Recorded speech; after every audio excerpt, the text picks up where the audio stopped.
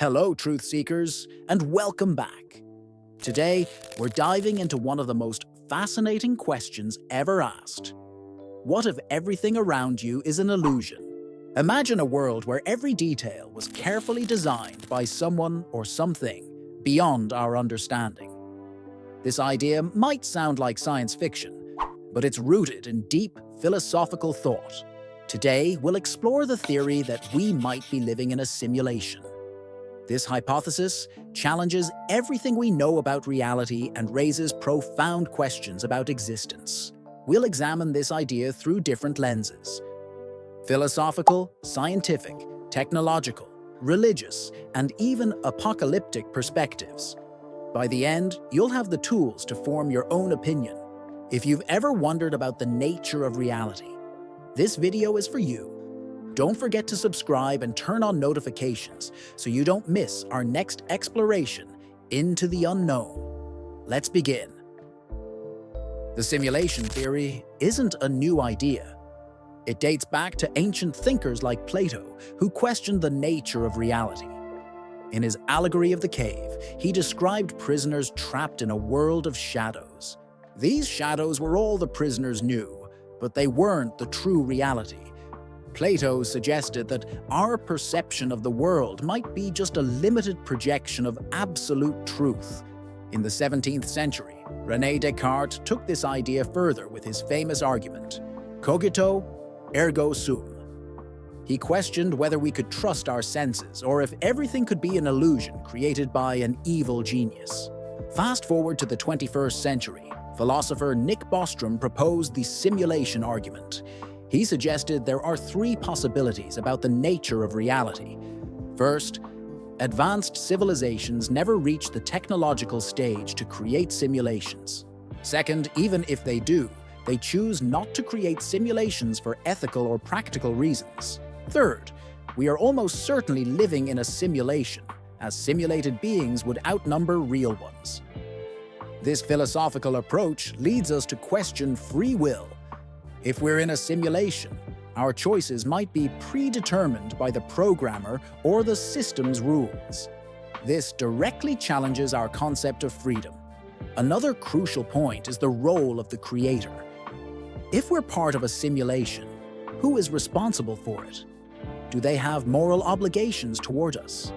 These questions echo debates about God and divine responsibility. In summary, the philosophical perspective on the simulation theory invites us to reflect on fundamental questions. What is real? Who are we? And what is the purpose of our existence? These questions continue to inspire deep thought. From a scientific standpoint, the simulation theory gains tangible ground when we examine recent technological advancements. The idea hinges on whether advanced civilizations can simulate entire realities. One compelling argument comes from physics and mathematics. Physicist James Gates discovered error-correcting codes, similar to those used in computers, within the equations of string theory. This suggests that the universe might operate under mathematical rules akin to programming algorithms. Additionally, the concept of pixelation in space-time, found in loop quantum gravity, implies the universe is discrete. Quantum mechanics also supports this hypothesis. Phenomena like wave function, collapse, and the uncertainty principle suggest reality might only exist when observed, much like a video game rendering on demand. Advances in artificial intelligence and virtual reality further bolster the simulation theory. Today, we can create immersive virtual worlds, like those in games such as The Sims or Minecraft. While these simulations are rudimentary compared to reality, they demonstrate the potential for technology to evolve in this direction. With exponential growth in computing power, simulating entire universes may become feasible. However, science faces challenges in testing this theory. How do we experimentally prove we're in a simulation? Some suggest looking for glitches or anomalies in nature, but these could also be part of the simulation itself. Finally, the scientific perspective invites us to consider the ethical implications of creating simulations. If we can simulate consciousness in the future, does that make us responsible for those entities? And what happens if we discover we're in a simulation? The technological perspective on the simulation theory is closely tied to the rapid progress in computing and artificial intelligence. Recent advancements suggest that simulating entire realities may not be as far-fetched as it seems. Modern games and simulations like The Matrix, Red Dead Redemption, 2K's, and Cyberpunk 2077 already demonstrate the ability to create complex, immersive digital worlds. These are just precursors to what might be possible in the future. Virtual reality, VR, and augmented reality, AR, are transforming how we interact with digital environments. Technologies like the Oculus Rift or Microsoft HoloLens bring us closer to blending the real and virtual worlds seamlessly. Generative AI is another breakthrough. Models like GPT, DALL-E, and Midjourney can create highly realistic text, images, and even videos. This suggests that, in the future, we could generate entire simulations based on specific parameters. However, creating a full-scale simulation of reality would require unimaginable computational resources. Simulating just the human brain, for example, would demand billions of times more processing power than we currently have. Quantum computing offers hope for overcoming these limitations. With its ability to process vast amounts of data simultaneously, quantum computers could make large-scale simulations feasible in the distant future. The technological perspective also raises ethical questions. If we can create simulated beings with consciousness, do they have rights? And if these simulations are used to manipulate or control populations, how do we prevent abuse? In conclusion, the technological angle shows us that while we're still far from simulating entire universes, the tools and ideas are already taking shape. The question isn't just whether it's possible, but what it means for humanity. The simulation theory also invites exploration from a religious perspective, particularly within Christianity. For many believers, the idea of living in a simulation can be compared to the concept of God creating the universe and everything within it. While the simulation theory suggests we're products of an advanced intelligence or technology, the Christian view emphasizes that we are creations of a loving and personal God. The key difference lies in the nature of the Creator. In Christianity, God is not a distant programmer, but an active participant in human history, especially through the incarnation of Jesus Christ. This divine involvement gives meaning and purpose to creation, whether real or simulated. The simulation theory raises questions about free will and morality. If we're in a simulation, does it negate our moral responsibility? In Christianity, however, free will remains central, as humans are called to choose between good and evil. Another point of reflection is the fall of man and original sin. If we're in a simulation, does it change the fact that humans are moral beings capable of wrongdoing? The Christian message of redemption through Christ remains relevant regardless. Some Christians might interpret the simulation theory as a modern metaphor for creation.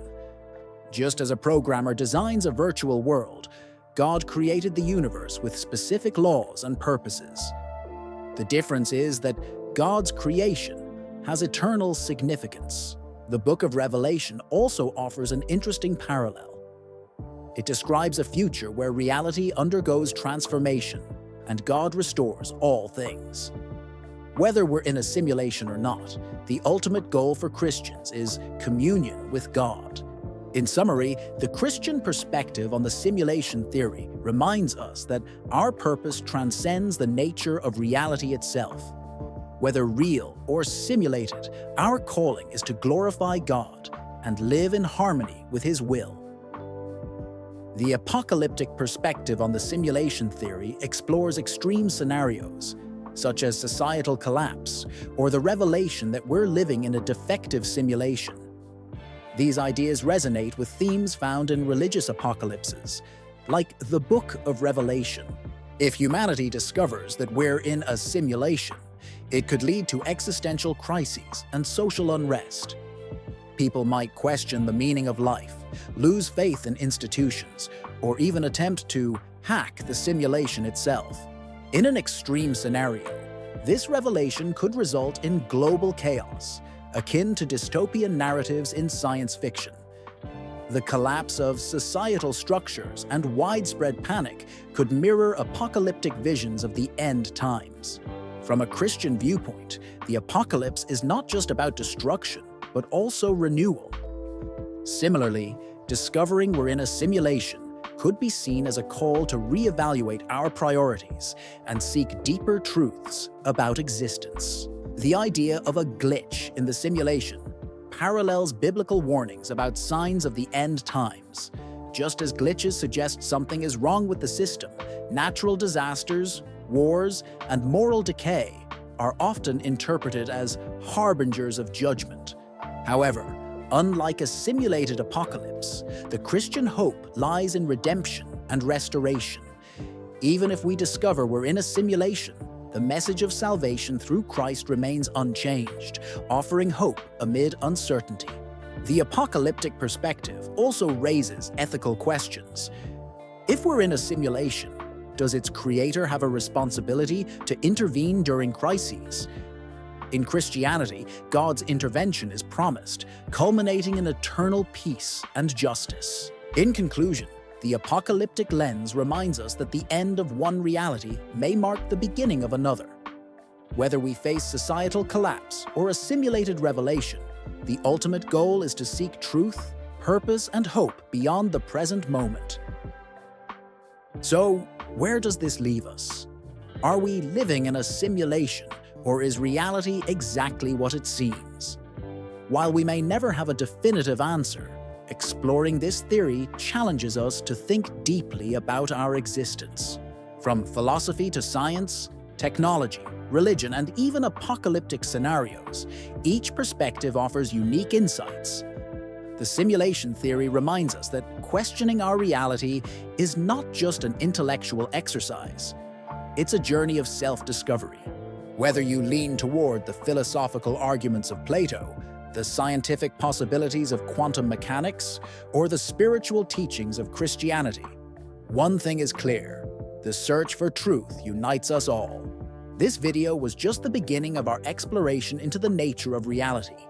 If you enjoyed this deep dive, don't forget to like, share, and subscribe to the channel for more thought-provoking content.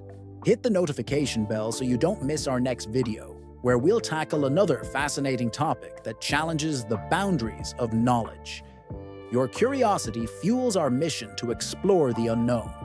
Finally, leave your thoughts in the comments below. Do you think we're living in a simulation, or do you believe reality is far more profound than any theory can explain? Let's keep the conversation going. Thank you for joining me on this journey, truth seekers.